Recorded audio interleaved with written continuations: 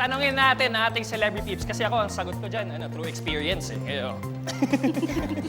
Kaya, biglang wala na sagot. Woo! Wow! Wow! Kami, ang sagot naman namin dito, dapat matutunan siya ng bata mula sa mga magulang. Pero, meron to itong kaakibat na responsibilidad. Dapat ituro siya sa mga bata, lalo na ang reproductive health, as early as sa edad ng batang nakakaintindi na. Kapag naiintindihan niya na kung ano ang kahalagahan ng mga body parts niya, kapag naiintindihan niya na kung bakit maselan ito at kung bakit sa kanya lang ito at pribado, only then should we explain it to our children. Yung sex education naman, pwede na yan sa latter part din, mga teenager, para naman yung kaalaman ay may kaakibat na responsibilidad. Correct.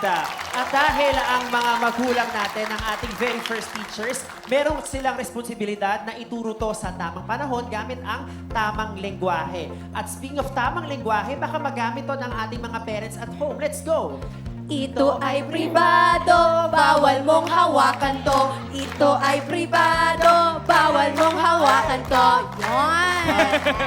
Ayun, pwede nang dalhin sa bahay niyo. Pero all jokes aside, I hope we are more open to talk about reproductive health. It is a very important thing that we all Very, should very learn about. much.